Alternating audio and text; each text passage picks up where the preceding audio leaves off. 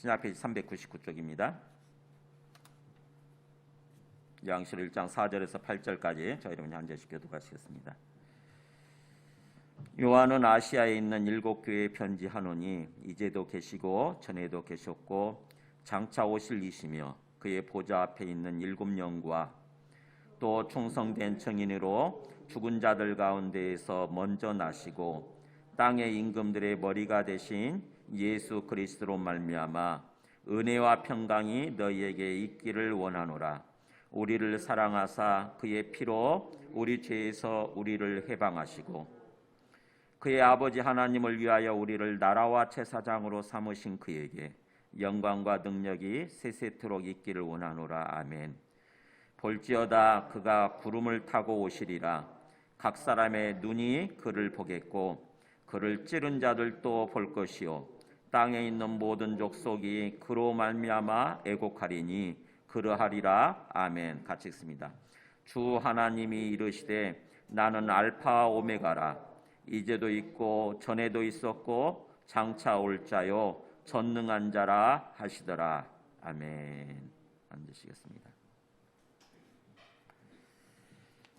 네, 우리가 지금 요한계시록을 두 번째 이렇게 말씀을 들으면서 예배를 드리는 시간입니다.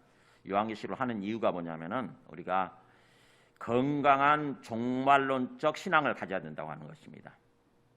그러니까는 이 종말론 신앙이 중요한데 이 건강한 종말론 신앙을 갖지 않은 사람들이 많이 있는 거죠. 종말론을 믿으면서도 소위 이단에 빠진 사람들 있잖아요. 지난번에 보여드렸던 것처럼 제가 다시 한번 보여드릴게요.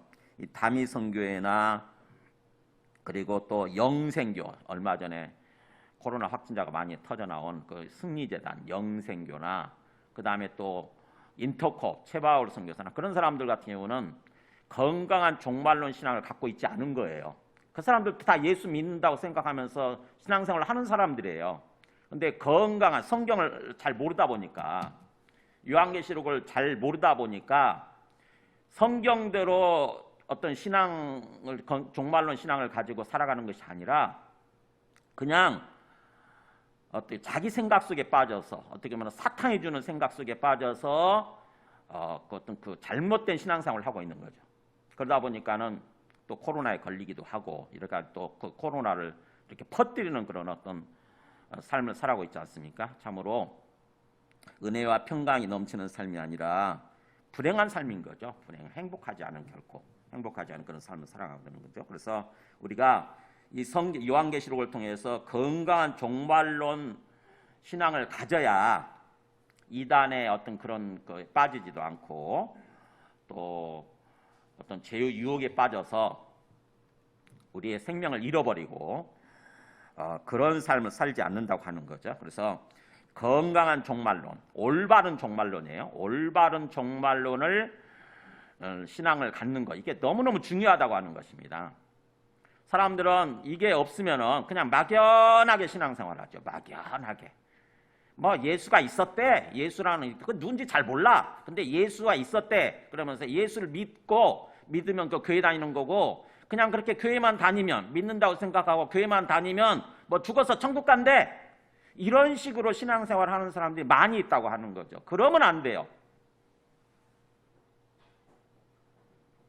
이게 망하는 신앙생활이에요. 그래서 성경 말씀을 통해서 정확히 알아야 되는 거죠. 정확히. 오늘 이 우리 요한계시록의 어떤 그런 말씀을 전하기 전에 먼저 다시 한번 보여드릴게요. 우리 지난 시간에 일부 예배 시간에 그 영생교 승리제단 영생교 그걸 안 보여드렸었죠. 그래서 그거를 보여주세요. 승리 어떤 다미성교회하고 영생교 승리제단 그거를 좀 보여주세요. 2부 예배 때는 서로 엇갈려서 제가 보여드렸었는데 한번 보여줘 보세요. 한번 이걸 보면서 생각을 하세요. 생각을 하시고 깨달아야 돼. 소리. 네. 네, 다음 뉴스입니다. 시한부 종말론자들의 요란했던 어젯밤 자정 휴거 소동이 지나간 교회에는 지금 허탈과 적망만이 크게 자리를 하고 있습니다. 도대체 우리 사회가 언제까지 이렇게 잘못된 믿음에 쉽게 달구어지고 또 미혹이 될 수 있다고 하는 것인지 이번 일이 특히 기독교계 일대 반성의 계기가 돼야 한다는 지적입니다. 박용찬, 김태권 두 기자가 차례로 보도해드리겠습니다.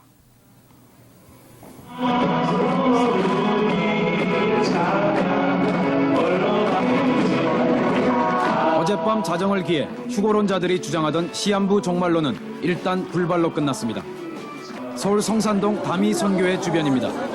전국에서 몰려든 천여 명의 신자들이 돌아오지 않을 강을 건너듯 교회 안으로 속속 들어갔습니다.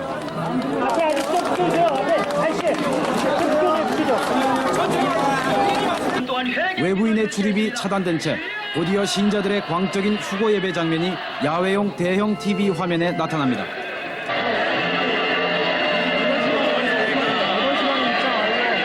이를 보던 한 학생이 휴거설은 사기극이라며 TV를 밀어 넘어뜨렸습니다. 교회 주변에는 휴거론에 빠진 가족들을 찾으러 온 사람들도 많았습니다. 자기 신자님이 몇 살이에요? 대학교 1학년이에요. 못 만나세요, 지금. 걔 지금 집도 멀어가지고 어디서 잘는지 지금 몰라요. 차비 딱 600원밖에 안 줬어요. 학교 가는 거 차비. 어디서 잘 거 이게. 휴거가 온다는 자정이 됐습니다. 그러나 그들이 그토록 갈망하던 휴거는 끝내 오지 않았습니다. 실망한 신자들은 잠시 후 하나둘씩 예배당을 빠져나갑니다.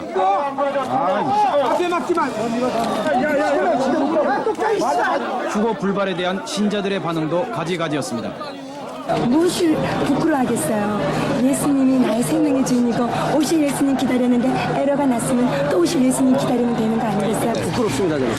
네. 휴거가 불발하고 난 다음에 예배당한 분위기가 어땠습니까? 신도들은 애써서 태어난 척한 그러한 분위기를 갖는 사람도 있었어요. 열광적인 어젯밤과는 달리 오늘 많은 종말론 교회들이 문을 닫거나 폐쇄된 채 적막감이 감돕니다. 그토록 믿었던 휴거 불발로 인해 이들이 겪어야 될 갈등과 후유증은 클 수밖에 없습니다. 여기에 대해서 교회가 상당히 그 책임의식을 느끼고 이 사람들을 달래고 이 사람들을 포석하고 이 사람들이 바른 종말 이해, 예수님의 재림에 대한 교리를 가르치며 또 그들을 잘 선도해야 되리라고 저는 생각하고 있어요. 그러나 종말론을 신봉하는 교단에서 또 다른 교리 해석을 통해 휴거의 부활을 꾀할 것임에 틀림없습니다. MBC 뉴스 박용찬입니다. 2월 9일 집단 감염이 발생한 승리재단에 대한 관심이 쏠리고 있습니다. 영생교 하나님의 성의 승리재단이 공식 명칭인 이 단체는 조희성 씨가 창시했으며 흔히 영생교로 많이 알려졌었습니다. 자신을 하나님, 이긴 자 등으로 신격화하면서 1980년대 초반 부천을 거점으로 삼아 영생교를 조직했습니다. 조희성 씨는 5대 공약이라며 첫째, 세계 공산주의를 없애겠다. 둘째, 여름 장마를 못 지게 하겠다. 셋째, 태풍을 막겠다. 넷째, 계속해서 풍년이 들게 하겠다. 다섯째, 한국 땅에 다시는 전쟁이 일어날 수 없다는 주장을 펼쳤습니다. 특히 자신이 온 우주를 주관하는 권자에 앉아있다며 신도들도 이긴 자 구세주가 되면 초능력이 나타날 수 있다고 가르쳤습니다. 듣기 어려우시겠지만 조희성 씨가 자신이 온 우주를 주관하는 권자에 앉아있다고 주장하는 장면을 보시겠습니다. 이 사람이 맘대로예요. 이 사람이 온 우주를 주관하는 그 권자에 앉아있어요. 에도 재물을 자신에게 맡기고 충성하며 자신들이 시행하는 건축공사에 참여하면 피 속의 마귀를 빨리 박멸소탕해 주겠다고 하고 자신이 하나님인 사실이 알려져 세계 각국에서 금은 보화가 모이면 마지막 날에 1인당 1,000억 원씩을 나누어 주겠다는 주장을 일삼았습니다. 조희성 씨는 1994년 사기, 횡령, 강금 등의 혐의로 구속되어 징역 6년에 처했습니다. 영생교는 탈퇴신도 강금 폭행 등의 사건으로 사회적 물의를 일으켜왔는데 1995년에 영생교의 신도 안매장 사실이 드러났고 조희성 씨는 살해교사 혐의로 1심에서 사형을 선고받았지만 2심에서 법원은 살해교사 혐의를 입증하기 어렵다며 다만 살해를 저지른 신도의 도피를 방조했다는 점이 죄로 인정되어 징역 2년을 선고했습니다. 이 일에 연루된 영생교 신도들에게는 각각 사형, 무기징역, 징역 15년 등의 판결이 내려졌습니다. 조희성 씨는 수감 중이던 2004년 8월 심장에 문제가 생겨 사망하게 됩니다. 영생교는 조희성 씨의 죽음에 대해 육신을 버리고 하나님의 신의 자리로 돌아갔다며 이를 보광, 즉 구세주의 영광이 빛이 온누리에 두루 퍼져나가는 것이라고 미화했습니다.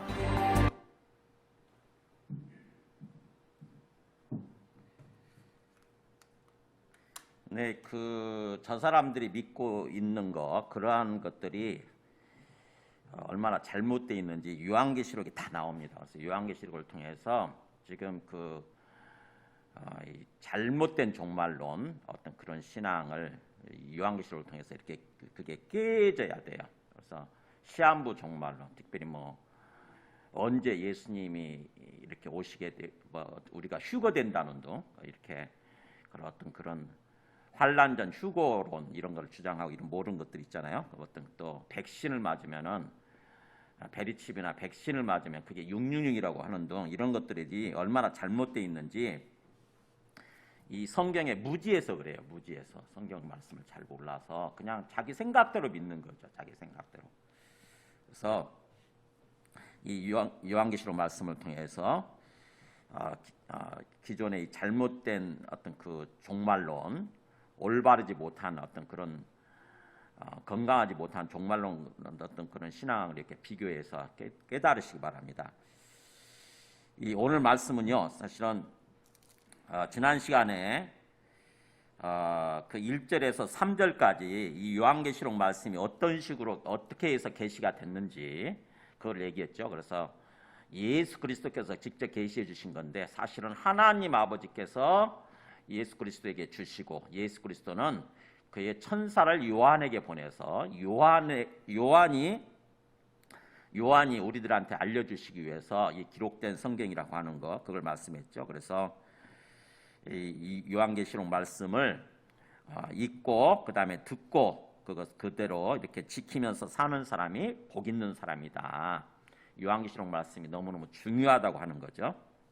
그러면서 오늘 말씀은 이 8절까지 4절부터 8절까지 사실은 우리 편지로 얘기하면은 인사입니다. 인사. 그래서 제가 이 말씀을 고민을 했어요. 그냥 이 말씀을 빼고 곧바로 본론으로 넘어갈까 이렇게 고민하다가 기도하는 끝에 고민하다가 그냥 이 말씀을 다시 한번 중요하니까 이 말씀을 다시 이렇게 듣고 예배를 드리기로 그렇게 했습니다. 그래서 요한계시록 요한계시록 말씀을 알기 위해서는 먼저 시대 배경을 알아야 된다고 그랬죠. 다시 한번 보여드리겠습니다. 요한계시록이 언제 기록이 됐냐면 그 어떤 상황에서 기록이 됐냐면은 이 사람이 네로 황제라고 그랬어요. 네로 황제가 AD 64년에 노마 대화재 사건을 일으키고 그러니까 노마시를 불질러 버렸어요. 우리 같으면 서울시를 불질러 버린 거죠. 황제가. 그리고 나서는 그 책임을 기독교인들한테 돌린 거예요. 저 사람들이 불질렀다. 그래가지고는 기독교인들이 대대적으로 잡히게 이렇게 박해를 받게 돼요. 잡히면 어떤 화형을 당하게 되고 사자밥이 되게 되고 엄청난 핍박과 고난이 주어지던 그 시절 여기 나오잖아. 이렇게 지금 죽이라라고 하는 사인을 보내고 이 광장에서 그렇게 되면 이제 어떤 죽이게 되는 거죠. 그 다음에 또 이 도미티아누스 황제, 그 다음에 트라이안 황제 이 시절에 이 시기도 이렇게 바로 네로 황제부터 이어지는 어떤 그런 어떤 핍박과 박해의 시기라고 하는 것입니다. 특별히 이 도미티아누스 황제는 자기를 신이라고 부르라고 그랬어요. 자기를 하나님이라고 불러라. 내가 하나님이다. 그러면서 자기를 주님으로 부르고 하나님이라고 부르라. 그러면서 황제 숭배 명령을 내렸어요. 황제 숭배 칙령을 내린 거죠. 그래서 그렇게 부르지 않으면 거기에 순종하지 않으면은 다 잡아 가두고 죽인 거예요. 바로 이 도미티아누스 황제 시절에 요한계시록이 사실은 기록이 됐어요. 네로 황제부터 시작이 돼가지고 막 핍박과 박해가 이어지던 그 시절, 특별히 요한계시록은 도미티아누스 황제 시절에 기록이 된 거죠. 그 다음에 이 트라이안 황제도 이렇게 폭군이었고 그때까지 이어진 거죠. 그래서 굉장히 핍박과 박해 그걸로 말미암아 어떤 고난이 굉장히 심한 시기에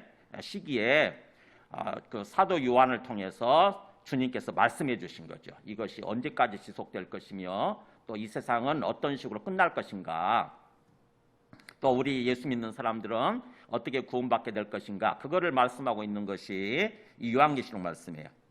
자, 요한계시록 말씀 1절 보세요. 우리가 그런 어떤 고난의 상황, 어려운 상황 속에서도 이 사도 요한은 뭐라고 얘기하냐면요. 그 4절부터 5절 중반까지 보게 되면은 은혜와 평강이 너희에게 있기를 원하노라 이렇게 돼 있잖아요. 뒷부분으로 가 있는데 사실은요. 원래 원래 원문을 보게 되면 은혜와 평강이 너희에 있기를 바란다 그러면서 누구누구로부터 이렇게 돼요. 그러니까 인사가 먼저 은혜와 평강을 너희가 누리는 그런 삶을 살기를 바란다 그러면서 어떻게 하면 은혜와 평강을 누릴 수 있느냐. 지금 굉장히 어렵죠. 저렇게 막 잡히게 되고 잡히면 죽게 되고 그런 상황이니까 굉장히 어려운 상황인데도 너희가 이런 어려운 상황이지만 은혜와 평강을 누릴 수 있다. 은혜와 평강을 어떤 그런 은혜와 평강이 충만한 삶을 살아갈 수 있다 그러면서 어떻게 하면 은혜와 평강을 누리는 그런 삶을 살아갈 수 있느냐 하면서 얘기를 하는 거죠. 그래서 4절 먼저 시작이 되면서 요한은 아시아에 있는 7교회에 편지한다 이렇게 돼 있죠. 그러니까는 이 요한계시록 말씀은요 구체적으로 먼저 그 소아시아에 있는 7교회에 보내는 편지예요. 소아시아에 있는 7교회 실제적으로 그때 당시 있었던 교회예요. 한번 보여주실까요? 이렇게 이게 지금 터키 지방이 소아시아예요. 이게 지금 현재 터키죠. 그래서 이거 보면은 처음에 에베소부터 시작되잖아요. 우리 나중에 그 2장부터 보면은 2장 3장에 보면은 에베소, 서머나 교회, 그다음 버가모, 두아드라, 사데, 빌라델비아, 라오디게아 이렇게 7교회예요. 순서가 그래서 에베소, 서머나 이렇게 되죠. 그래서 애울 때 보통 그래요. 에서, 버두, 사빌라 이렇게 애우죠 보통. 그러니까는 이 사도 요한이 에베소 교회 담임 목사로서 섬기고 있었어요. 근데 이 아까 누구라고 그랬죠? 도미티아누스 황제라고 그랬죠. 도미티아누스 황제를 숭배하라고 하는 황제를 하나님으로서 숭배하라고 하는 그 명령을 거부하면서 우리는 하나님이 계시는데 어떻게 인간을 하나님으로 주님으로 믿을 수 있냐 그러면서 그걸 거부하는 바람에 이 에베소 교회에서 이 밤모섬 있죠. 앞에 있는 이 섬으로 유배당합니다. 이거 보세요. 에베소 교회에서 밤모습으로 유배당해가지고 여기서 쓰여진 편지예요. 어디 나와요? 거기 1장 9절에 나오잖아요. 9절에 1장 9절에 끝에 보면은 내가 밤모라는 섬에 있었더니 그렇게 나오잖아요. 밤모라는 섬. 그러니까 에베소 교회에서 밤모라는 섬으로 일종의 징역살이 하는 거죠. 이쪽으로 유배당해가지고 여기서 징역살이 하면서 하나님을 여기서 만나는 거예요. 주님이 여기에 사도 요한에게 임하셔가지고 이 말씀을 주시는 거예요. 그게 요한계시록 말씀이에요. 그러니까 요한계시록 말씀은 공중에 붕 떠 있는 그런 추상적인 말씀이 아니라 이 7교회가 처해 있는 현실을 반영하는 거예요. 그 사람들이 엄청난 어떤 핍박과 고난 가운데 처해 있잖아요. 그래서 그들이 당하고 있는 이 고난의 현실을 반영하는 거죠. 그 얘기가 2장 3장에 나오는 거죠. 2장 3장에. 그러니까 그걸 반영하면서 동시에 이 7교회는 이 7교회만을 말하는 것이 아니라 세상에 있는 모든 교회를 대표하는 거예요. 그래서 이 7교회한테 주는 내용이 편지가 7교회에만 해당되는 것이 아니라 우리 모두에게 예수 믿고 살아가는 모든 교회, 모든 사람들한테 다 적용되는, 해당되는 말씀이라고 하는 것입니다. 그 얘기가 나중에 보면은 쭉 얘기하면서 그 2장에 그 보세요. 2장에 7절에 보면은 에베소 교회한테 얘기를 하다가 7절에 보면은 귀 있는 자는 성령이 교회들에게 하시는 말씀을 들을지다 이렇게 돼 있잖아요. 교회들에게, 모든 교회한테 이렇게. 그러니까 에베소 교회한테만 주는 말씀이 아니라 모든 교회에게 주시는 말씀이라고 하는 거죠. 우리들한테 해당된다는 얘기예요. 우리들한테, 바로 우리들에게. 그런 식으로 모든 교회, 7교회가 다 적용이 되는 것입니다. 그래서 지금 그런 맥락에서 이 사도 요한은 계시를 받고 이 말씀을 전하는 것입니다. 요한은 아시아에 있는 7교회에 이 말씀을 전한다. 그래서 편지 형식으로 이렇게 전하고 있는 거죠. 그러면서 이제도 이제 보세요. 이거 은혜와 평강이 너희에게 있기를 원한다. 지금 현실이 어렵다고 하는 거 안다. 너희들이 정말 핍박받고 있고 박해받고 있고 엄청나게 어려운 상황이라고 하는 거 안다. 그러나 그럼에도 불구하고 너희가 은혜와 평강이 있기를 바란다. 축복하는 거죠. 이걸 축복 기도하는 것입니다. 일종의.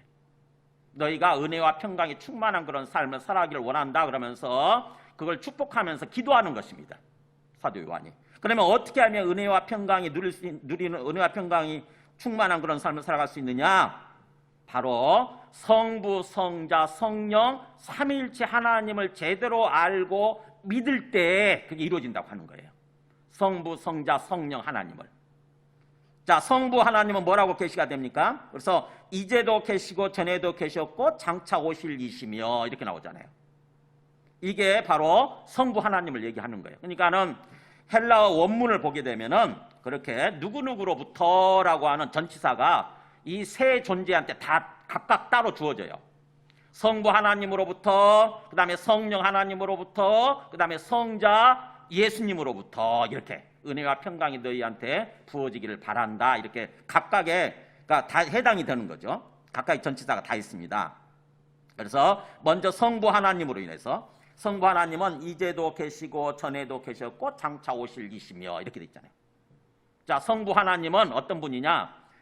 지금도 계시고, 이걸 강조하는 거예요. 우리 시간적인 순서로 하면 원래는 전에도 계셨고 이것부터 쓸 것 같잖아요. 그죠? 전에도 계셨고 지금도 계시고 장차 오실 이신 이분 오실 분 이렇게 쓸 것 같은데 사도 요한은 이제도 계시고 지금도 계시고라고 하는 걸 제일 앞에다 앞장서고 있습니다. 무슨 뜻이에요? 이걸 강조하는 거예요. 하나님 지금 내 앞에 살아계시는 분이시다 이거예요. 성부 하나님은 지금 우리 앞에 살아계시는 분이시다. 지금. 그러니까 항상 하나님을 의식하고 살아야 된다고 하는 거죠. 성부 하나님을 진정으로 내 앞에 살아계시는, 현재 살아계시는 그 하나님을 의식하고 바라볼 때 이렇게 되는 거죠. 믿는다고 하는 것은 의식하는 거예요. 인식하는 것이고 의식하는 거예요. 그냥 마음속에 지식으로만 간직하고 전혀 의식하지 않는 삶을 사는 것이 아니라 의식하는 것, 인식하는 것. 아, 하나님이 내 앞에 계시는구나. 지금 내 앞에 살아계시는 분이구나. 지금 살아계시는 분. 이걸 인식하고 바라보는 거죠. 바라보는 거. 그래서 이제도 계시고 그 다음에 전에도 계속 계셨었고, 이 계셨고란 말이 미완료 시제로서 계셨었고 그런 뜻이에요. 계속 계셔왔고, 그 다음에 장차 오실 분, 이걸 또 얘기하죠. 장차 오실 분. 이게 원문을 보면은 오고 계시는 분 이렇게 되어 있습니다. 오고 계시는 분. 현재 오고 계시는 분. 그래서 제가 제목을 그 우리 카톡방에 드렸던 제목하고 좀 바꾼 게 다시 오실 주님, 주 하나님 그렇게 했다가 지금 오고 계시는 이렇게 바뀐 거 아세요? 제목 바뀐 거 아세요? 좀 예민하게 그런 걸 이렇게 캐치를 하셔야 돼요. 아까 우리 김배영 집사님 바로 질문하더라고요. 목사님 제목이 바뀌었네요 라고 이렇게. 제가 우리 성경대로 표현하면은 장차 오실 이, 다시 오실 이 이렇게 돼 있지만은 헬라어 원문대로 원뜻대로 표현하면은 지금 오고 계시는 분 이런 뜻이에요. 지금 오고 계시는 분. 그래서 그렇게 바꿨습니다. 원뜻대로 그냥.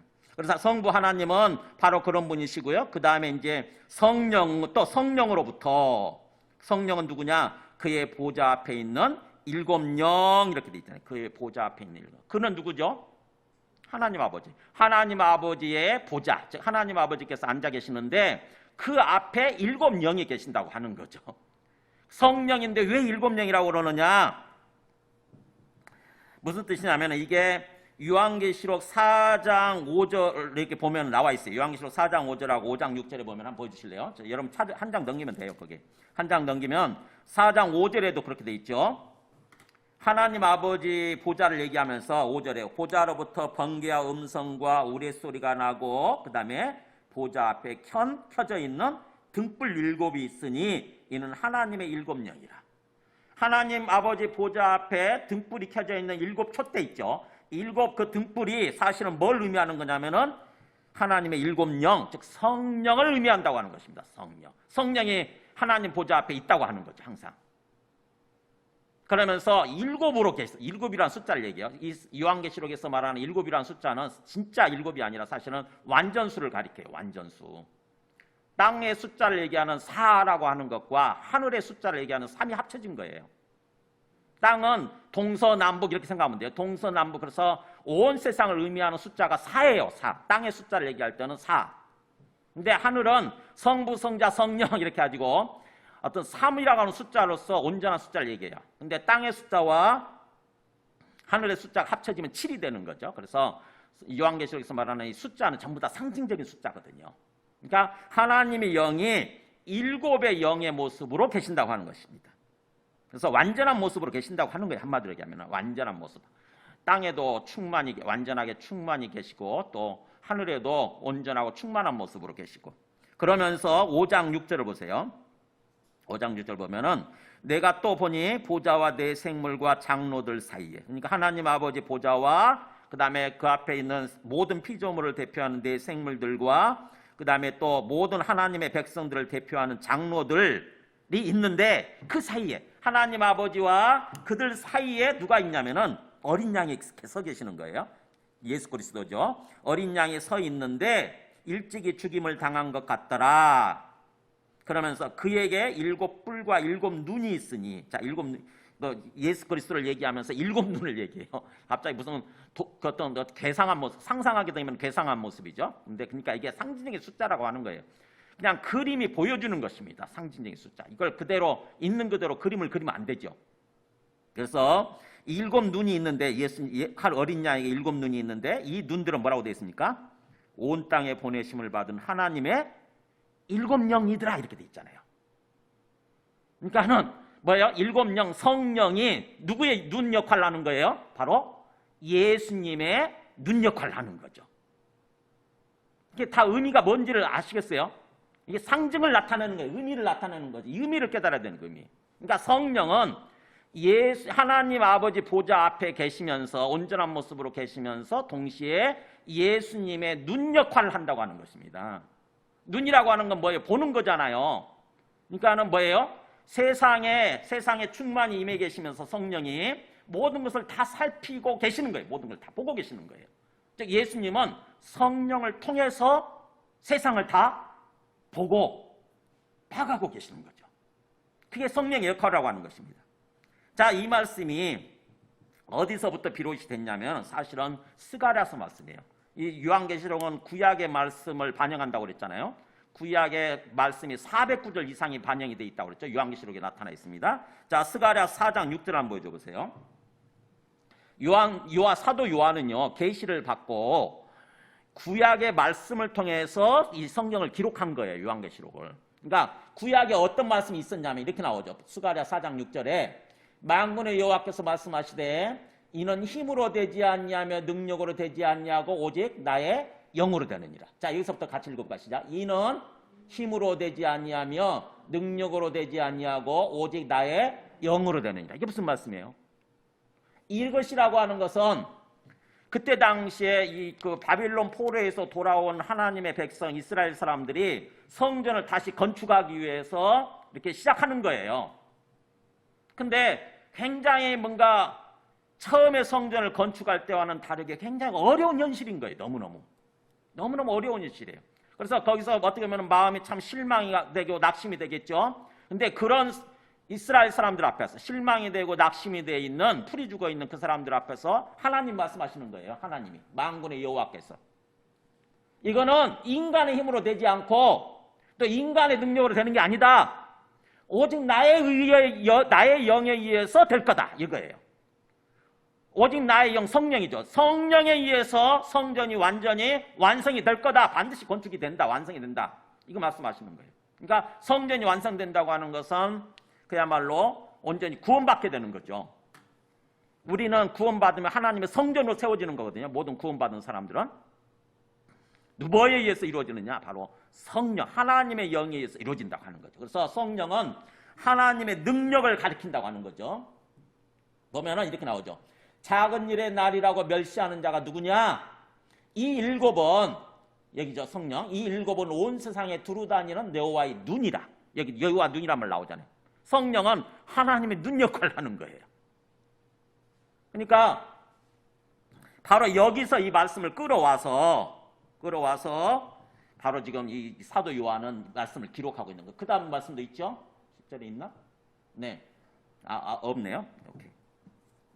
그래서 바로 성령은 하나님의 영이시면서 동시에 하나님의 눈 역할을 하는 그런 라고 하는 거죠. 그래서 하나님의 능력이면서 하나님의 눈 역할을 하는 그 7영 하나님의 성령으로 인해서 은혜와 평강이 너희에게 있기를 원한다라고 지금 얘기를 하는 것입니다. 다시 우리 본문으로 돌아와서 성령을 얘기하고요. 그 다음에 또 5절에는 성자 예수 그리스도를 가리키죠. 또 충성된 증인으로 죽은 자들 가운데서 먼저 나시고 땅의 임금들의 머리가 되신 예수 그리스도로 말미암아. 자, 우리가 어떻게 하면 은혜와 평강을 충만한 그런 삶을 살아갈 수 있느냐? 바로 성자 예수 그리스도를 제대로 알고 믿을 때인데, 예수 그리스도는 누구냐? 성자 예수 그리스도는 충성된 증인으로 사셨다고 하는 것입니다. 이 땅에 하나님의 아들이신데 이 땅에 인간의 모습으로 오셔서 하나님 아버지를 충성스럽게 신실하게 증거하는 그런 삶을 사셨다고 하는 거예요. 그러니까 우리도 예수 그리스도를 믿는다고 한다면 예수 그리스도처럼 살아야 된다고 하는 것입니다. 예수 그리스도의 뒤를 따라가는 거예요. 우리도 예수 그리스도를 위해서 예수 그리스도 앞에서 충성된 증인으로 사는 거예요. 충성된이란 말은 신실한 그런 뜻이에요. 신실하게. 그러면서 그렇게 하다가 죽지요. 예수님이 죽으셨는데 죽은 자들 가운데서 먼저 나시고 그렇게 충성된 증인으로 살다가 죽은 예수 그리스도를 하나님 아버지께서 먼저 첫 번째로 부활시키신 거예요. 먼저 첫 번째로 부활시키셨다는 말은 바로 우리가 또 나중에 부활 대상이 된다고 하는 거죠. 우리들도 역시 그렇게 예수님처럼 충성된 증인으로 살다가 죽더라도 나중에 우리가 역시 예수님처럼 부활하게 된다고 하는 거죠. 그러면서 그분은 그렇게 부활하셔서 지금 어디가 뭐로 계시느냐? 뭐로 세워 계시느냐? 땅의 임금들의 머리가 되신. 땅의 임금들이란 게 뭐예요? 이 땅에 존재하는 모든 통치자들이에요. 모든 왕들, 통치자들. 오늘날 우리식으로 얘기하면 무슨 어떤 그 대통령들, 총리들, 그 다음에 또 뭐예요? 또 어떤 국가에서는 황제가들 있잖아요. 일본 같은 경우 황제. 그들의 머리가 되신다고 하는 것입니다. 예수님이. 그러니까 왕 중에 왕이란 말이 그런 뜻이에요. 우리 찬양할 때 왕들 중에 왕. 진정한 왕이 되시는 거죠. 진정한 통치자. 모든 통치자들의 머리 꼭대기에 계셔서 그들을 통치하고 계신다고 하는 거죠. 예수님이요. 예수님이. 그 예수님. 그래서 성부, 성자, 성령 하나님을 제대로 이렇게 제대로 알고 그 다음에 믿고 그 앞에 우리의 어떤 그 삶을 올려드릴 때 은혜와 평강이 우리한테 부어지게 되고 은혜와 평강에 충만한 그런 삶을 살아갈 수 있다고 하는 거예요. 너희가 그렇게 되기를 바란다라고 사도 요한이 지금 축복하면서 기도하는 거예요. 그러니까 우리가 어떤 고난의 어려운 현실 속에서도 은혜와 평강이 넘치는 삶을 살아갈 수 있는데 중요한 것은 뭐냐면은 우리가 그것을 얼마나 정말 내 마음을 들여서 그것을 받아들이냐 하는 거죠. 제가 예배 공지를 할 때마다 카톡에서 뭐라고 그러냐면은 건강하시고 항상 건강하시고 평안하시기를 바랍니다. 제가 쓰는 거 아세요? 항상 건강하시고 평안하시기를 기도드립니다. 이렇게. 제가 그냥 쓰는 게 아니에요. 그냥 인사성 멘트가 아니라 실제로 그것을 받아들이는 사람은 있는 그대로 진짜 목사님이 우리의 이것을 위해서 건강과 평안을 위해서 진짜 기도드리는구나. 그래서 그것을 인정하고 진정으로 아멘하고 받아들이는 사람들은 또 그렇게 살아요. 진짜 건강할 수 있고 평안한 삶을 살아갈 수 있는데 그런가 보다라고 또 뭐 의뢰에 있는 그런 인사성 멘트네 라고 그냥 소홀히 여기는 사람들은 또 그렇게 또 살아요. 지금 이 말씀이 모든 편지, 사도 바울이 쓴 편지도 마찬가지예요. 은혜와 평강이 너희에 있기를 바란다 이렇게 있는 이 멘트가 나오는데 이것을 그냥 의뢰 인사성 멘트로 가볍게 여기는 사람들은 그런 거고 또 그렇게 되는 거고 정말로 그렇구나 아멘하고 이렇게 받아들이는 사람들은 또 진짜 은혜와 평강을 누리는 삶을 살아가게 되는 거죠. 중요한 것은 믿음이에요. 정말 믿음.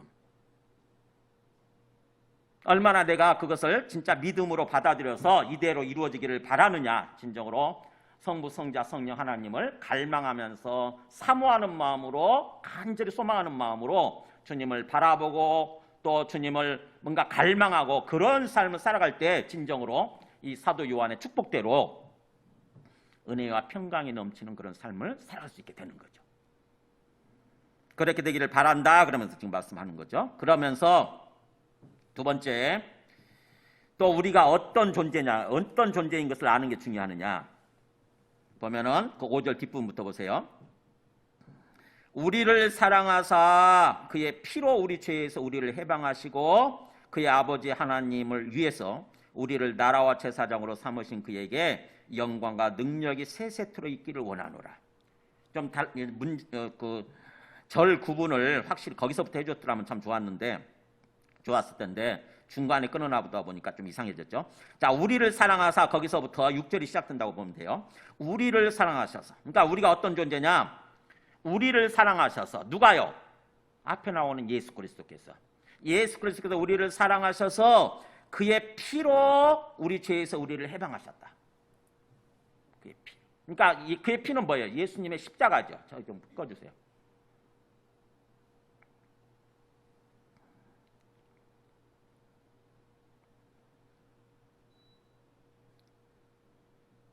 예수님의 십자가 죽음이라고 하는 것은 우리를 사랑하셔서 우리 죄를 위해서 죽으신 거잖아요. 그 얘기죠. 우리를 사랑하셔서 그의 피로, 그의 죽음으로 우리 죄에서 우리를 해방하셨다. 이 죄에서. 그러니까 우리가 어쩔 수 없이 죄를 짓고 사망의 삶을 살고 있었는데 거기서 우리를 독립시켜 주셨다. 해방시켜 주셨다고 하는 거예요. 그래서 예수님을 믿고 우리가 구원받는다고 하는 것은 바로 이거예요.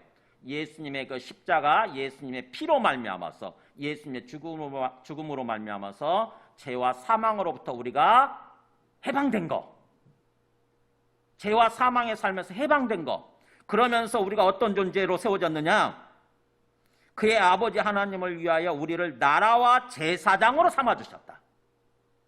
우리 구원받은 사람들은 어떤 존재냐면은 하나님의 나라고 그 다음에 하나님의 제사장들이라고 하는 것입니다. 무슨 말인지 아시겠어요? 무슨 말씀인지? 우리가 하나님의 나라래요. 우리 예수 믿는 사람들은, 구원받은 사람들은 다 하나님의 나라예요. 나라가 뭐예요? 하나님이 통치하시는 존재죠. 하나님이 통치하시는 어떤 그 삶을 살아가는 존재들이에요. 그러니까 이 땅에서 이 고난받고 있는 현실 속에서 주님이 재림하시는 그날까지 우리가 어떤 존재로서 살아가야 되냐면 우리의 정체성에 대해서 인식을 해야 돼요. 정확하게. 우리가 예수 믿고 구원받은 사람들은 우리가 어떤 존재냐, 나의 정체성, 영어로 아이덴티티라고 그러잖아요. 내 정체성, 내가 어떤 존재라고 하는 것을 인식하는 것에 따라서 삶을 살아가는 거 아닙니까? 그렇잖아요. 내가 거지라고 생각하면 거지로서 살아가는 거예요. 근데 내가 왕자다 그러면은 왕자답게 사는 거예요. 내 속에 내 자신에 대한 인식에 따라서 나의 어떤 그 삶의 태도가 나타나게 돼 있거든요. 그러니까 우리는 어떤 존재냐면은 하나님의 나라예요. 하나님이 통치하시는 존재들. 우리가 하나님의 나라예요. 그리고 우리는 제사장이라고 하는 것입니다. 제사장이 뭐죠? 옛날식으로 얘기하면은 죄인들을 위해서 제사를 드려주는 사람, 제사를 집례해주는 사람이 제사장이잖아요. 신약식으로 얘기하게 되면은 죄인들이 누구죠? 아직 하나님을 모르는 사람들, 예수님을 믿지 않고 죄와 사망 가운데 빠져 있는 사람들이에요. 그 사람들을 하나님 앞에 제사 드려준다. 그 말은 바로 뭐예요? 그들을 하나님 앞으로 인도하는 거죠. 구원으로 인도하는 거예요. 그게 제사장의 역할이에요. 그러니까 우리가 이 땅에서 살아가는 동안 우리는 어떤 존재냐, 어떤 정체성을 가지고 살아가야 되느냐. 나는 하나님의 나라고, 우리 모든 예수 믿는 사람들은 다 하나님의 나라고, 그 다음에 우리 각각은 제사장들이다. 세상, 아직 주님을 믿지 않고 죄와 사망 가운데 빠져있는 죄인들을 하나님께로 인도해야 되는, 구원으로 인도해야 되는 그런 제사장이다라고 하는 그런 의식을 가지고 살아야 된다고 하는 거죠. 주님이 오시는 그날까지. 이 말씀이 베드로전서 2장 9절 말씀 보여줘 보세요. 우리가 잘 알고 있는 말씀이잖아요. 보세요. 너희는, 같이 읽어볼까요? 너희는 택하신 족속이요 왕같은 제사장들이요 거룩한 나라요 그의 소유가 된 백성이니. 네. 자, 우리는 어떤 존재냐? 하나님이 택하신 족속, 민족이라고 하는 거죠. 하나님 택한 족속이다. 여러 민족들이 있지만 세상이 하나님이 특별히 선택하신 하나님의 민족, 하나님의 족속이라고 하는 것입니다. 우리 소위 그 이스라엘 사람들이 그런 생각 가졌잖아요. 항상 나는 선택받은 민족이야. 우리는 선택받은 민족, 선민, 그런 의식을 가졌잖아요. 그런 것처럼 우리는 세상으로부터 선택받은 그런 족속이에요. 민족이에요. 그러면서 왕 같은 제사장들이다. 우리가 제사장들인데 특별히 뭐예요? 왕 같은. 그러니까 왕이자 제사장들이라고 하는 것입니다. 왕이자. 세상에 굴복하고 세상에 질질 끌려가는 삶이 아니라, 그런 삶을 사는 것이 아니라 세상을 오히려 통치하고 세상을 이끌어가야 되는 그런 왕 같은 존재들. 하나님이 그렇게 우리를 세우셔주셨다고 하는 거예요. 우리는 세상 문화에 막 구걸하듯이 빌빌거리면서 그렇게 살아가는 것이 아니라 사실은 세상의 문화를 이끌어가야 되는 사람들이거든요. 그러면서 제사장들인 거죠. 그 세상을 하나님 앞으로 인도하는, 세상 사람들 위해서 우리는 부름받은 거예요. 사실은요. 죄인들을 위해서. 왕 같은 제사장들이고, 그 다음에 거룩한 나라고, 우리는 하나님의 나라라고 하는 거죠. 하나님의 나라, 거룩한, 세상과는 다른 구별된 거룩한 나라고, 그 다음에 그의 소유가 된 백성이, 소유라고 하는 건 하나님의 재산 내지는 하나님의 보물이에요. 하나님의 보물이 되어 있는 우리 하나님의 백성들이다, 우리는. 그러면서 그렇게 세워주신 이유가, 목적이, 이는 너희를 어두운 데서 불러내어 그의 기이한 신비한 빛에 들어가게 하시니, 누구예요? 바로 하나님이자 예수 그리스도를 말하는 거죠. 우리 영적 어두움 속에서 살아가고 있었는데 거기서 불러내셨어요. 그래서 하나님의 신비한 생명의 빛 속으로 들어가도록, 그렇게 기이한 빛에 들어가게 하신 그분의 뭐 하기 위해서? 아름다운 덕을 선포하게 하려 하십니다. 하나님이 우리를 그렇게 구원하시고 이렇게 세워주신 이유가, 목적이 뭐라고요? 하나님의 아름다운 덕, 이게 뭐겠어요? 하나님이 우리에게 베풀어 주신 어떤 은혜, 사랑, 이거를 세상 앞에 선포하도록 하기 위해서. 즉 다시 말하면 복음 증거하는 삶을 사는 거예요. 주님을 증거하는 삶을 사는 거예요. 그러도록 하기 위해서 우리를 그렇게 불러내시고 세워주셨다고 하는 것입니다. 그러니까 이 땅에서 삶을 사는 동안 우리의 정체성이 뭔가를 분명하게 인식을 해야 되는 거죠. 막연한 모습으로 사는 것이 아니라, 제가 지난번에도 예를 드렸지만은 이 땅에서 막 깡패처럼 껄렁껄렁하면서 살아가던 한 청년이 사관학교 딱 들어간 다음에 자세가 바뀌잖아요, 그죠? 육군 사관학교나 공군 사관학교나 이렇게 사관학교 들어간 다음에 딱 휴가 나왔을 때 보세요. 자세가 완전히 달라져 있잖아요. 어깨 쫙 펴고 아주 당당하게 걷잖아요. 뭐예요? 자기 정체성이 달라진 거예요. 나는 대한민국 군인의 장교다, 앞으로 지도자가 될 사람이다 라고 하는 그런 의식이 분명한 거죠. 그러다 보니까는 뭔가 태도가 달라지는 거예요. 그런 것처럼 우리가 예수 믿고 구원받아서 우리가 어떤 존재인지를 정확하게 인식을 할 때 이 땅에서 삶을 살아가는 동안 우리 삶의 태도가 달라지게 되는 거죠. 지금 그 얘기를 하는 거예요. 이 고난의 현실 속에서 우리가 어떻게 하면 정말 하나님이 원하시고 기뻐하시는 그런 삶을 살아갈 수 있느냐? 바로 우리가 하나님의 나라고 제사장으로 지금 세워주셨다고 하는 것을 정확하게 인식을 해야 된다고 하는 거죠. 그래서 그분에게 영광과 능력이 세세토록 있기를 원하노라. 그렇게 우리를 그렇게 세워주신 예수님을 향해서 세세무궁토록 영광과 능력을 돌려드리는 삶을 사는 것, 우리의 삶을 통해서, 우리의 모습을 통해서 진짜 예수님이 이 땅에 오신 하나님의 아들이시고 우리의 주님이시고 구원자이시고 지금 우리 앞에 살아계시는 분이시구나, 온 세상의 통치자가 되시는 분이시구나. 저 황제, 보이는 황제가 통치자가 아니라, 이 보이는 세상이 우리의 주인이 아니라 예수님이 우리의 삶의 주인이시고 우리의 삶의 통치자이시구나 라고 하는 것을 인식을 하고 그것을 드러내는 삶을 사는 것. 주님께서는 우리에게 그런 삶을 지금 원하시는 거죠. 그러면서 이제 7절, 8절 마지막 말씀은 뭘 강조하는가 보세요. 볼지어다 그가 구름을 타고 오시리라. 보라 그러면서, 이 보라라고 하는 말이 굉장히 중요하다고 그랬죠. 성경에서는 하나님만이 우리에게 정말 중요한 말씀을 해주실 때, 하나님만 주실 수 있는 그런 중요한 말씀을 해주실 때, 또는 어떤 중요한 어떤 장면을 보여주실 때 주목, 그런 뜻이에요. 주목. 막 꾸벅꾸벅 졸다가도 저희 칠판을 꽝꽝꽝 두드리면서 주목 그러면 다 정신 차리고 이렇게 보잖아요. 그런 것처럼 성경에서 볼지어다 또는 보라, 그 말은 그런 뜻이에요. 중요한 지금 장면을 얘기하는 거죠. 그가 구름을 타고 오시리라.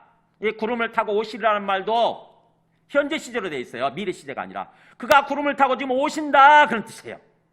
그가 구름을 타고 오고 계신다. 그러면서 각 사람의 눈이 그를 볼 것이고 그를 찌른 자들도 볼 것이고 땅에 있는 모든 족속이 그로 말미암아 애곡하리라. 무슨 말이에요?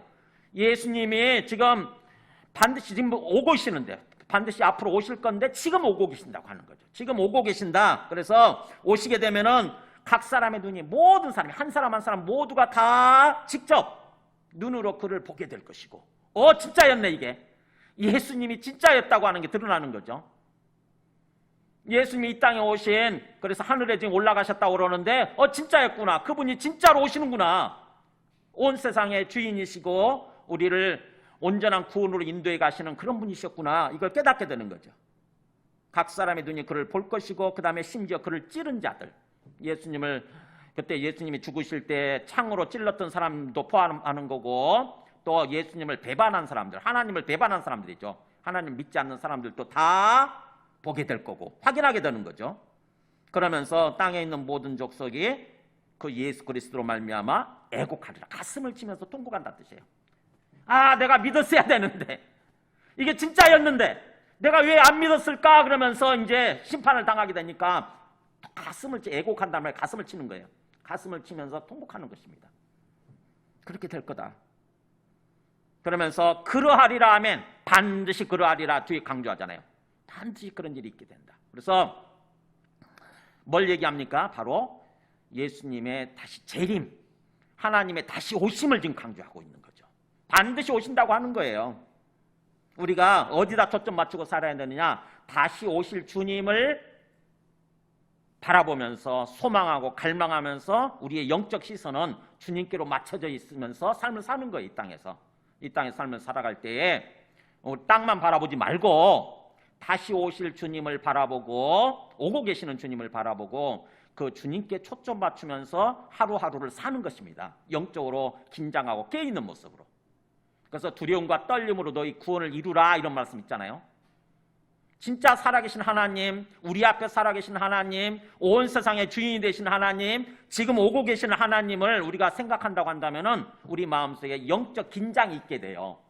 영적으로 퍼져 있는 모습이 아니라 영적 긴장이 있게 됩니다. 두려움과 떨림이 있게 마련이에요. 그게 하나님을 경외한다고 할 때 그 경외한다는 말이 그런 뜻이에요. 하나님 앞에 깨어있는 모습, 긴장하고 깨어있는 모습, 그럴 때 우리가 온전한 구원에 이르게 되는 거죠. 그러면서 반드시 그렇게 될 거라고 하는 거를 지금 사도 요한이 얘기를 하고, 그러면서 8절에는 직접 하나님의 말씀을 인용을 하죠. 주 하나님께서 이렇게 직접 말씀하셨다고 하는 거예요. 주님 되신 하나님께서, 우리의 삶의 주인 되신 하나님, 우리 역사의 이 세상의 주인 되신 하나님, 지금 황제가 통치하고 있는 것 같지만 저 도미티아누스 황제가 큰 소리 치면서 자기가 하나님이라고 그러면서 우리를 핍박하고 박해하고 있는 것 같지만 사실은 진짜 주인은 하나님이시다. 그러면서 그 주님 되신 하나님께서 뭐라고 말씀하셨느냐? 나는 알파 오메가요. 나는 처음과 끝이라고 하는 거죠. 나는 인간의 역사를 시작하신 존재고, 그러면서 또 완성시키는, 오메가가 끝이란 뜻이고 완성시키는 존재예요. 완성시키는 존재요. 그러면서 시간의 주인이라고 하는 걸 얘기하죠. 이제도 있고 지금 있고 지금 살아있고, 또 전에도 쭉 있었고, 그 다음에 장차 올 자. 이게 뭐라고 그랬죠? 아까 지금 오고 계시는 분. 그러면서 전능한 자라, 이렇게 말씀하셨다고 하는 거죠. 전능한 자란 말은 무슨 뜻이겠어요? 모든 것이 가능하신 분. 즉 불가능할 것 같은데, 이 세상에 뭔가 심판받고 또 우리가 온전히 구원받게 되는 게 불가능할 것 같은데 다 이루어진다고 하는 거죠. 우리를 핍박하고 박해하고 있는 모든 악의 세력을 하나님께서 다 심판하셔서 영원한 멸망으로, 영원한 불못으로 이렇게 던지는 게, 집어넣는 게 불가능할 것 같은데 일어난다고 하는 것입니다. 왜냐하면 그분은 전능하신 하나님이시니까. 반드시 하나님께서 그렇게 하실 거라고 하는 얘기를 하는 거예요. 자, 이 말씀을 보면 여기서 구름을 타고 오신다고 할 때에 우리가 오해를 하면 안 됩니다. 이단은 또 뭐라고 얘기하냐면, 그 신천지 같은 이단은요, 볼지에다 그가 구름을 타고 오신다고 그럴 때 그 구름을 뭐라고 얘기하냐면요, 사람들 무리래. 사람들 때 그럴듯 하잖아요. 그죠? 그럴듯해요. 그러니까 어떻든 그렇지, 구름같이 모인 군중이라고 그러니까는 사람들 모임 같아. 사람들 같아. 거기에 속아 넘어가는 거죠. 근데 예수님이 승천하실 때도 구름을 타고 올라가신 거 아세요? 그러니까 구름이라고 하는 것은 그때 사람들 무리를 타고 올라가신 게 아니잖아요. 구름은 실제 구름을 얘기하는 거고, 그 구름이라고 하는 건 하나님의 임재를 의미하는 거예요. 신의 현현이라고 그러죠. 하나님으로서의 어떤 그 하나님이신 것을 보여주는 어떤 그 상징적인 거, 이게 구름이에요. 구름을 마음대로 부릴 수 있고 구름을 마음대로 타실 수 있는 분이 누구겠어요? 사람이 그렇게 가능합니까? 그래서 하나님의 임재를 가리킨다고 하는 거죠. 다니엘서 7장에 보면은 이 말씀의 근거가 되는 게 바로 다니엘서 7장 이 말씀을 가지고 얘기하는 거예요. 내가 또 밤 환상 중에 보니, 다니엘이 환상 중에 봤어요. 밤에 꿈속에 환상을 본 거죠. 보니 인자 같은 이가, 사람의 자식, 사람의 아들 같은 분, 예수 그리스도를 이렇게 표현하는 거예요. 인자같이, 사람같이 생겼다고 하는 거죠. 사람같이 생기신 분이 하늘 구름을 타고 와서, 이렇게 나오잖아요. 하늘 구름을 타고 와서. 이게 사람 때예요. 하늘 구름을 타고 와서 옛적부터 항상 계시니 누구겠어요? 옛날부터 항상 계셨던 분, 아까 나오잖아요. 하나님 아버지. 하나님 아버지에게 나아가서 그 앞으로 인도됨에 그에게 권세와 영광과 나라를 주는데, 하나님 아버지께서 예수 그리스도에게 권세, 권력 있는 어떤 그 힘, 이게죠. 뭔가 권능 있는 힘, 이게 권세죠. 그 다음에 영광, 그 다음에 나라, 어떤 나라를 주는데, 모든 백성과 나라들과 다른 언어를 말하는 모든 자들이, 그러니까 이 세상에 존재하는 모든 나라가 그를 섬기게 했다. 예수님을 하나님으로, 주님으로 섬기게 만들었다고 하는 거죠. 그러면서 그의 권세는, 그 그리스도의 권세는 소멸되지 아니하는 영원한 권세요, 그의 나라는 멸망하지 않는다. 하나님의 나라는, 예수 그리스도의 나라는 멸망하지 않는다고 하는 거예요. 영원하다고 하는 거죠. 여기서 그래서 예수님이 하늘 구름을 타고 하나님 아버지께로 인도되는 모습, 이런 모습을 가지고 지금 얘기를 하는 거예요. 그러니까 구름이 사람 때를 의미하는 게 아니고 하나님의 임재, 하나님이 하나님으로서의 나타나심을 의미하는 어떤 그런 신비로운 모습, 이걸 얘기한다고 하는 것입니다. 그래서 이단에 빠진 사람들은 이게 구름대라는 둥, 뭐 이 구름대가 뭐 사람이라는 둥, 이거 별 얘기하는데 거기 빠지면 안 돼요. 제가 그 말씀을 준비를 안 했네요. 사도행전 1장에도 예수님이 나중에 승천하실 때 보면은 하늘로 점점 올라가시는데 구름이 그를 가려서 보이지 않게 하더라, 이렇게 얘기가 나오고요. 사도행전 1장 그 9절에 보면 이 말씀 마치고 그들이 보는데 올려져 가시니 구름이 그를 가려 보이지 않게 하더라. 그래서 올라가실 때 제자들이 하늘을 이렇게 쳐다보는 거예요. 올라가실 때 제자들이 자세히 하늘을 쳐다보고 있는데 흰 옷 입은 두 사람이, 천사가 그들 곁에 서서 뭐라고 그러냐면은 이르되 갈릴리 사람들아 어찌하여 서서 하늘을 쳐다보느냐, 너희 가운데서 하늘로 올려지신 이 예수는 하늘로 가심을 본 그대로 오시리라, 이렇게 얘기해요. 예수님이 다시 오실 때 너희가 하늘로 올라가실 때 본 모습 그대로 오실 거다, 이렇게 얘기한다고. 하늘로 올라가실 때 어땠는데요? 구름이 가렸잖아요. 그랬던 것처럼 예수님이 또 내려오실 때도 구름을 타고 오시는 거죠. 구름과 함께 등장하시는 거예요. 그래서 구름을 타고란 말은 구름과 함께란 뜻이에요. 원래 헬라 원문상으로 보면 구름과 함께, 구름들과 함께, 이렇게 구름이, 뭔가 신비로운 구름이 예수님을 살짝 뭔가 가려주고 예수님 발밑에 이렇게 있는 모습으로, 그런 모습으로 오시게 되는 거죠. 그거를 마태복음 24장에서 예수님 재림하실 때도 똑같이 그렇게 얘기를 하고 있거든요. 24장에서도 인자가 구름을 타고 능력과 큰 영광으로 오는 것을 보리라, 이렇게 돼 있어요. 24장 30절에도, 마태복음 24장 30절에도 인자가 구름을 타고, 즉 구름과 함께 능력과 큰 영광으로 오는 것을 보리라. 그 구름이 사람 때를 의미하는 게 아니에요. 말씀을 정리합니다. 자, 우리가 이 요한계시록은 예수님이 다시 오셔서, 하나님 대신 예수님이 다시 오셔서 모든 그때까지도 믿지 않고 있는, 회개하지 않고 있는 모든 악의 세력들을 진멸하시고 심판하시고, 그 다음에 우리 예수 믿고 있는 사람들은 다 완전한 구원으로 영원한 천국으로 인도하신다고 하는 그 말씀을 주시는 게 요한계시록인데, 우리가 그 예수님이 그 재림하실 때까지 이 땅에서 삶을 살아가는 동안 우리 현실이 아무리 고달프고 힘들어도 뭘 믿고 살아야 되냐면은 바로 성부, 성자, 성령 하나님을 제대로 알고 거기로부터 은혜와 평강을 누리는 삶을 살아야 된다고 하는 거죠. 이 땅에서부터. 성부, 성자, 성령 하나님을 제대로 알고 이 말씀대로 지금 사도 요한의 신앙 고백이잖아요. 사도 요한의 어떻게 보면은 마지막 작품일 거예요. 요한계시록 이게. 사도 요한이 그동안 자기 신앙생활을 통해서 믿고 깨달은 것을 그대로 고백하는 거죠. 정말 성부, 성자, 성령 하나님에 대해서 제대로 이렇게 알고 그걸 인식하고 믿음으로 받아들여서 인식하고 갈망하고 소망하는 그런 삶을 살아갈 때 아무리 힘들어도 현실이 우리를 둘러싼 현실이 아무리 고달프고 힘들어도 우리는 은혜와 평강을 누리는 삶을 살아갈 수 있다라고 하는 거죠. 그래서 지금 이 땅에서 우리 그냥 육체적인 눈, 육신적인 관점에서 보게 되면은 이 세상의 주인은 뭔가 그 하나님이 안 계시는 것처럼 보이고 이 세상의 주인은 모든 악인들이 막 날뛰고 악인들이 성공하고 그래서 악인들이 세상의 주인인 것처럼 보이죠, 그죠? 그때 당시로 보면은 황제가 세상의 주인인 것처럼 보였을 거 아닙니까, 그잖아요. 황제가 세상의 주인인 것 같아, 진짜. 그런데 뭐예요? 그렇지 않다고 하는 거죠. 하나님이 안 보이셔도 하나님이 주인이시다. 하나님이 살아계시고 하나님이 이 세상의 주인이시다. 그 하나님이 다시 오신다라고 하는 거죠. 그걸 믿고 살아가야 된다고 하는 것입니다. 그러면서 이 땅에서는 우리는 주님이 오시는 그날까지 인내하면서 어떤 어려운 현실에서도 인내하면서 하나님 나라와 제사장으로서 삶을 살아야 된다고 하는 거예요. 그래서 요한계시록 13장 10절을 보면은 요한계시록을 통해서 특별히 말씀하고자 하는 핵심이 거기 나와요. 이 사도 요한이 사실은 예수님이죠. 예수님이 사도 요한을 통해서 우리에게 주시고자 하는 핵심적인 말씀. 이 고달픈 현실, 너희가 정말 지금 어렵다고 하는 거 안다. 그러나 뭐예요? 뭐라고 하냐면 여기 나오죠.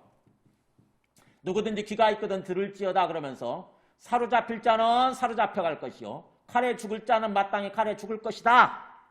이 굉장히 힘든 현실 때문에 사로잡히게 되는 사람은 사로잡혀 갈 거고 그런 현실이 벌어질 거고 또 칼에 죽는 사람 순교자죠. 마땅히 칼에 죽게 될 거다. 그러나 뭐라고 되어 있습니까? 이게 성도들의 인내와 믿음이 여기 있느니라. 이게 지금 사실은 요한계시록을 통해서 그 어떤 주고자 하는 핵심적인 말씀이에요. 정말 너희들한테 인내가 필요하고 믿음이 필요하다. 어려운 현실 때문에 그냥 어떤 분이 포기해버리고 거기에 어떤 굴복하고 그렇게 삶을 사는 것이 아니라 끝까지 오래 버티는 거, 이게 인내 아닙니까? 오래 참고 버티는 게 필요하고 그 다음에 진정한 믿음. 성부, 성자, 성령 하나님, 우리 눈에 안 보이지만 내 앞에 살아계시고 지금 오고 계시는 그 주님을 믿는 거, 그 주님을 믿는다고 하는 것은 바라보고 의식하는 거죠. 바라보고 의식하면서 삶을 사는 거, 이게 필요하다고 하는 것이죠. 그래야 우리가 주님 오시게 되면은 우리가 완전히 구원받게 된다고 하는 거죠. 완전한 구원에 이르게 된다고 하는 것입니다. 14장도 마찬가지죠. 요한계시록 14장 9절 또 한 번 강조하죠. 여기 보면은 절대 굴복하지 말라고 그러면서 같이 읽어볼까요? 성도들의 인내가 여기 있나니 그들은 하나님의 계명과 예수에 대한 믿음을 지키는지라. 네. 인내, 믿음 강조하죠. 그것이 이 요한계시록에 주시고자 하는 그런 말씀이에요. 지금과 같이 어려운 때일수록 보이는 문제만을 바라보지 마세요. 진짜 우리가 하나님을 믿는다고 한다면 눈에 보이지 않아도 하나님을 믿고 하나님을 바라보세요. 우리의 마음의 시선이, 눈이 주님을 향해 있어야 돼요. 그래서 주님의 관점에서 이 주어진 현실을 바라보고 주님의 관점에서 이 모든 상황을 바라보는 것입니다. 그렇게 되면은 우리가 진정으로 우리를 향한 주님의 마음이 뭔지, 주님의 뜻이 무엇인지를 깨닫게 되는 거죠. 항상 주님의 관점에서 바라보고 주님과 교제하고 교통하면서 주님과 함께 동행하는 그런